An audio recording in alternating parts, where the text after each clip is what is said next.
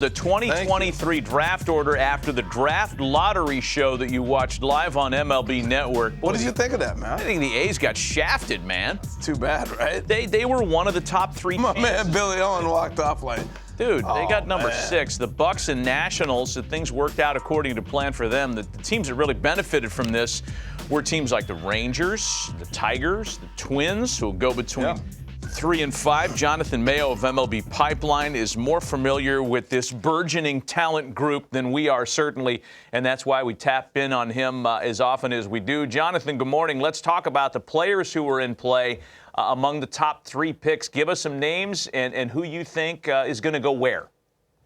Yeah, we just put our draft top 100 out, and there's a clear top 3 guys that have separated themselves, at least as of the fall. As we all know, it all can change a lot in the spring, but it's 3 college guys, 2 outfielders and a pitcher. It starts with Dylan Cruz from LSU. I think he's kind of the consensus number 1 guy. Power, he can hit for average, he can play center field, so there's a lot there up the middle. Wyatt Langford is going to play center field for the first time for Florida this year. He had 26 homers last year, also a ton of power, probably a little more athletic than Dylan Cruz, and some people think he might end up going ahead of him if he shows he can play center field.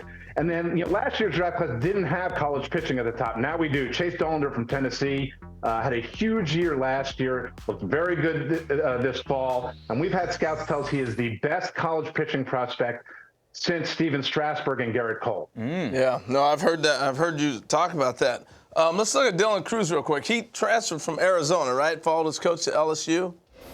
Well, he's been at LSU the whole time. He was a guy in 2020. Ended up playing for Team USA, the college team. I remember seeing him in the PDP league. He would have been a pretty good high school prospect, but he pulled his name out of the draft to go to LSU, so he's been there from the get-go. But a ton of offensive upside. We're talking about a guy who could. Who cares about the facts? Have easily plus power and be a plus hitter when all's said and done. Don't pay attention to the soundboard. What soundboard? Please, That's Harold. You're a seasoned vet now. Yes. Hey, I want to ask you about some of the bloodlines. I'm always interested in the kind of the familial ties with these guys. And as soon as we saw Wyatt Langford up there, I started thinking, is he at all related to former Oakland A's right-hander Rick Langford, maybe a grandson at this point in his career? Tell me about the guys whose dads and uncles played in the big leagues. Well, I'm going to go do a 23andMe on Wyatt Langford as soon as we're done here and get back to you on that one. But the guys who really jump out, they're both at Grand Canyon University, actually. One is Jacob Wilson. And this is another one of these, officially I feel old, because that's Jack Wilson's son. And living here in Pittsburgh, I covered and watched Jack play shortstop here. He is also a shortstop. He may be the best pure hitter in the entire draft. He struck out 7 times last year. 7. The power's starting to come. He should be able to stay at shortstop. If the power continues to come, he may be a guy who goes from, I think we had him at around number 8 on our list, up into that top 5. And then also at Grand Canyon is Homer Bush Jr., who I remember his dad coming up with the Yankees. And this is a guy who's a little lower on our list. And you just hit Matt feeling old on that one, Jonathan. It's amazing. He almost fell over. I mean, these 2 guys, Jack Wilson and Homer Bush, have kids that are about to be drafted. What happened to the last 20 years of our lives? You've been sitting doing shows with Harold. You lose track of time. But I think the funny thing with Jack Wilson, he's now an assistant coach at Grand Canyon, and Homer Bush Jr. is full of tools. He's kind of the guy I've circled down lower on our top 100, who, if he has a big spring, and reports where he looked really, really good in the fall, he has the kind of tools where he could jump up and end up being a first-round pick if he starts turning those raw tools into performance in the spring. Yeah, that's pretty good stuff. Hey, Jonathan, all 5 guys we've talked about so far are college players. Where are the high school kids at? Yeah, they're not that far off from that top group. They're a pair of high school outfielders that you can kind of debate who are the best. It's Max Clark and Walker Jenkins. And, Max Clark, to me is the kind of guy who may come out in the spring and float up to the top. You love this guy. Speed. Oh, I love him. I absolutely love him, even if that was soundboard.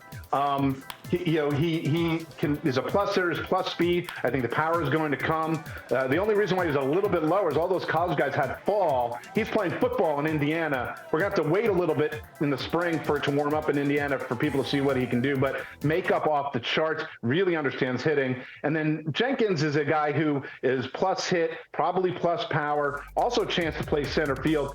people didn't see him over the summer as much because he had a hamate injury. Tried to play through it because he really wanted to play for Team USA, and then had to shut it down. But he is athletic. He slowed down a little bit. I think eventually he's an athletic right fielder with a good arm. But the hit and power are really what's going to play. So it's a fun, friendly rivalry between Max Clark and Jenkins in terms of who the best high school bat is. You know, when I think about top draft picks among pitchers, you know, the Jack Leiters of the world kind of pop, the guys that come from college programs. Give me some high school pitchers that might go early.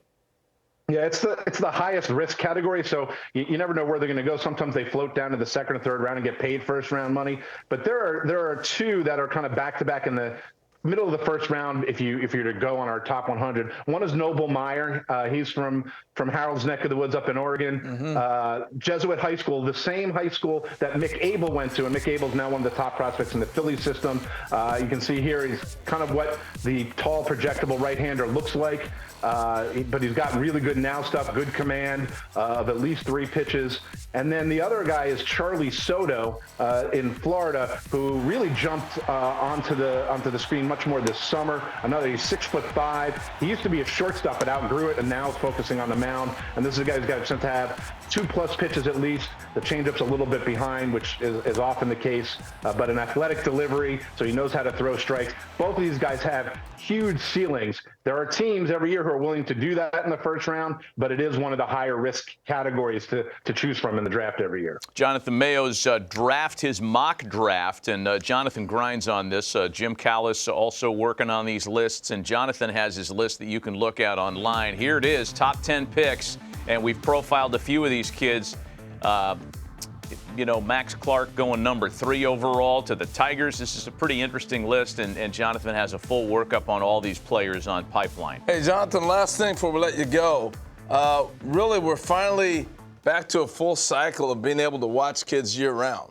You know, after COVID and all the log jams and everything else. Are we finally out of that now, do you feel like? Or you pretty normal winter, fall?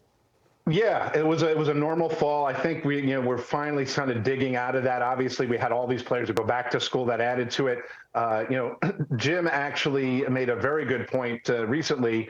I can't take credit for it. That it's one of these weird things that there may be a benefit from COVID, which is a weird thing to say. That's but because the draft in 2020 was shortened, so many high school guys went on to college. If 2020 had been a normal draft, maybe Dylan Cruz or Enrique Bradfield, who are 2 of the top college players in this year's class, maybe they get drafted and signed instead of going on. So there are a bunch of these really talented guys, especially the hitters, who more often than not these days get drafted out of high school when they're good, have gone on to college. So the college group is much stronger as a result of that shortened draft a few years ago. Never too early to start thinking about these lists. And Jonathan and, again, Jim Callis at Pipeline do such a good job. We appreciate the time, Jonathan. Folks can read about this at MLBpipeline.com. Way to go, bud.